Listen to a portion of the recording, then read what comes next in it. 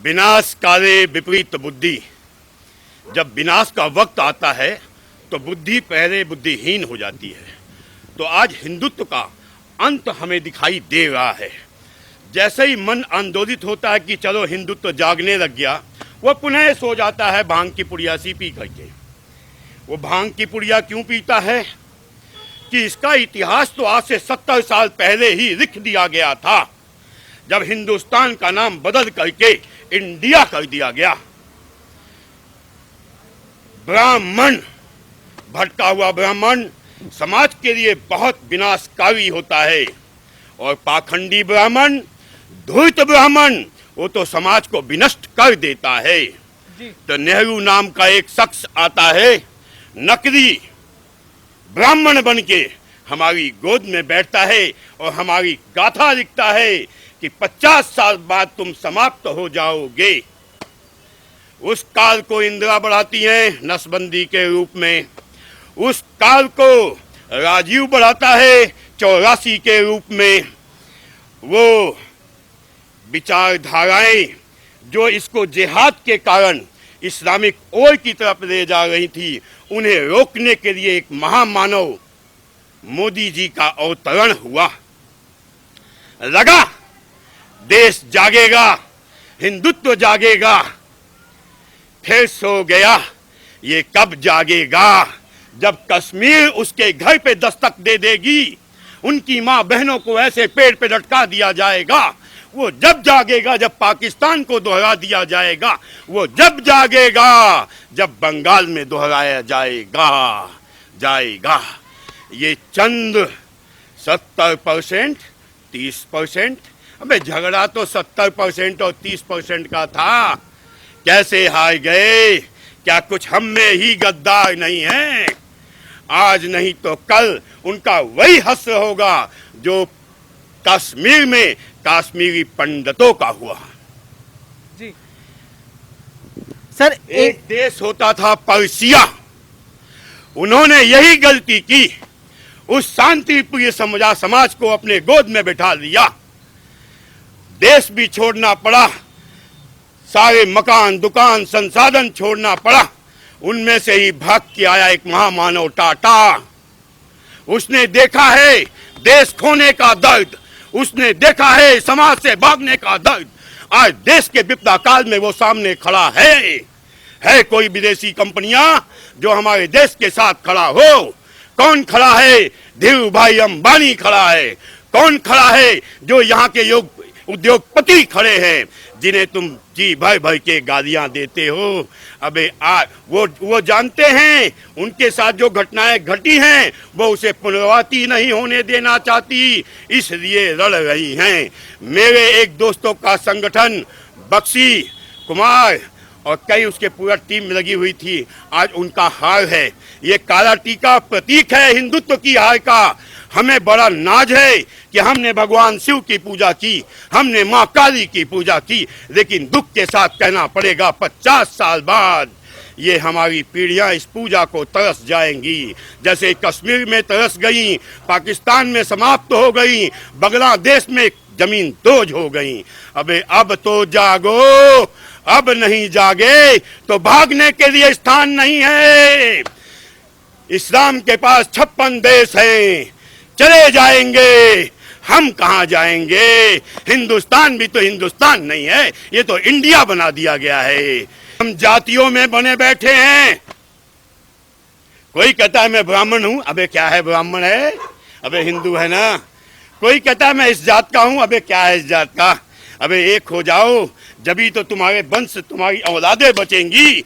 जब तुम ही समाप्त हो जाओगे तो क्या अचार डालोगे उस ब्राह्मणत्व का, बनियत्व का, जातीयता का? तो आज जातीयता को त्यागो, एक हो जाओ। एक देश भक्त आया है, उसके साथ खड़े हो जाओ।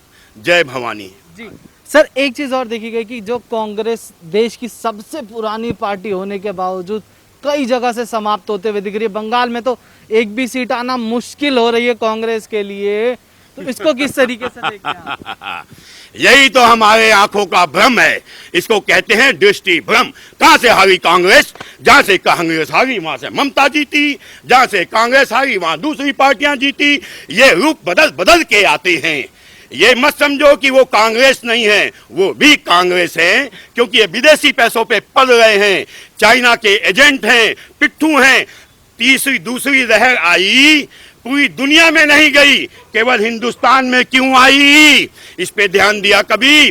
पहले अमेरिका सबसे बड़ा बगावत कर रहा था चाइना के खिलाफ, तो चाइना में वो लहर, अमेरिका में वो लहर गई। उसके बाद मोदी ने उसे घुटनों पे ला दिया। कहां पे? युद्ध भूमि में फौज को पीछे हटना पड़ा। फिर यहां आई दूसरी लहर। ये दूसरी लहर कैसे आई? इन नेताओं को अरेस्ट कर लेना चाहिए, चाहे वो बीजेपी के हो, चाहे वो कांग्रेस के हो, चाहे वो कोई हो। भाई पहले तुम चिल्लाते हो कि हमारे वैज्ञानिक फेल हैं, ये टीकाएं मत लगवाओ, टीकाएं हम नहीं लगवाते। उसके बाद 1 महीना 2 महीने की परिस्थिति होती है, टीका का समय होता है, खराब होना था, मोदी जी ने बांट दिए। अब तुम चिल्लाने लगे जो घटिया वैक्सीन था तुमने विदेश को क्यों दे दिया? अब दूसरी लहर आ जाती है इनके षड्यंत्र के कारण। अब वैक्सीन तुमने विदेश क्यों दिया था? उन्हें वापस लाओ, सबको दो। अबे जब तुम कहते थे ये बीजेपी का टीका है मैं नहीं लगवाऊंगा, तो क्यों लाइन में लगा जाके? अबे जो मानते थे उन्हें तो लगने दो। जी सर, कहीं एक चीज ये भी देखने वाली है कि दिल्ली में जब चुनाव हुए तो कांग्रेस ने अपने उम्मीदवार तो खड़े किए पर प्रचार प्रसार बिल्कुल नहीं किया। और वैसा ही बंगाल में देखने को मिला कि अपने कैंडिडेट्स तो खड़े किए पर प्रचार प्रसार बंगाल में भी नहीं किया।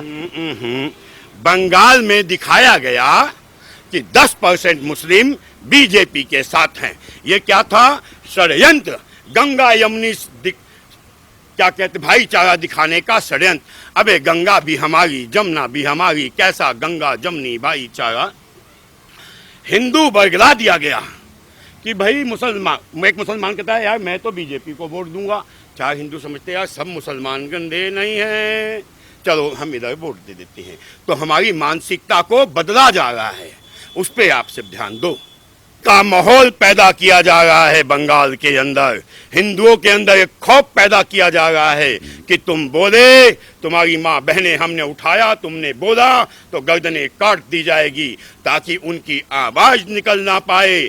जैसे 35 साल से दबे कुचले कुंठित वो बैठे हैं, आगे भी बैठे रहें। जरा सा लालच, जरी सी मानसिक दिवालियापन के कारण उन्होंने अपने आने वाली वंशों के खिलाफ अनर्थ किया है। जी सर, इस पर क्या कहना चाहेंगे कि जो बीजेपी पहले 3 सीटों पर थी, आज वही बीजेपी 80 के पास चली गई है बंगाल में? कोई बहुत बड़ी बात नहीं है। हिंदू जाग तो रहा है ना, उसका प्रमाण तो है ना, जागा तो है। लेकिन हमें तो पता था 70-30 की लड़ाई है भाई। 70-30 की लड़ाई में उनके क्या 2% भी वोट नहीं बटे? नहीं बटे। आपने देखा उनका वोट नहीं बढ़ता। वो हमें बगलाने के लिए कुछ भी मीडिया के सामने फेक न्यूज, कुछ न्यूज। वो तकरीबन फोन चाइना के हैं, तकरीबन नेटवर्क चाइना के हैं। वो जो चाहता है वो हम देखते हैं। हमारे सबके बायोडाटा उनके पास है। वो जो सोचते हैं हम हमें सोचने पर मजबूर कर देते हैं। ऐसे ऐसे वीडियोज आते हैं। आज पुलिस के खिलाफ एक औरत खड़ी होती है और जनता नहीं बोलती। अबे वो पुलिस खड़ी किसके लिए है? तेरे लिए। आज तो वो भगवान के रूप में खड़े हैं। फौज बॉर्डर छोड़ के तुम्हारे हेल्प के लिए, तुम्हारी सुरक्षा के लिए देश के अंदर बैठी है। यही तुम लोग थे ना जो हमारी पुलिस प्रशासन को गाली देते थे, हमारी फौज को गुंडा कहते थे। ये गुंडा कहने वालों को तुम राष्ट्रभक्त समझते हो? कभी नहीं। जी सर, अगले साल यूपी में भी चुनाव है, क्या लगता है आपको यूपी का भी कुछ माहौल बदलेगा या योगी जी दोबारा यूपी में आएंगे? यूपी में घर घर राम की पूजा होती है। 700 सालों के सपने को हमने साकार होता हुआ देखा है। 370 धारा कश्मीर से हटते हुए देखा है। तो यूपी के लोग बहुत हिंदुत्ववादी सोच के होते हैं, बहुत लड़ाकू सोच के होते हैं। वो एक बार जाग गए तो जाग गए। तो यूपी से तो मुझे आशा नहीं पूर्ण विश्वास है कि मोदी जी पुनः आएंगे। जी सर, देखा गया था पहले भी कि कल्याण सिंह जब थे उन्होंने राम मंदिर के लिए बगावत करी थी, उसके बाद वो चुनाव लड़े तो हार गए। तो आप समझ सकते हैं मैं क्या पूछना चाहता हूँ। वो सबक है हमारे लिए। अरे बार बार धोखा खाने के बाद भी सबक नहीं देंगे। हमने सबक दिया ना कांग्रेस से, कांग्रेस को दरकिनार कर दिया ना, तो हमने सबक ले लिया। जी धन्यवाद सर।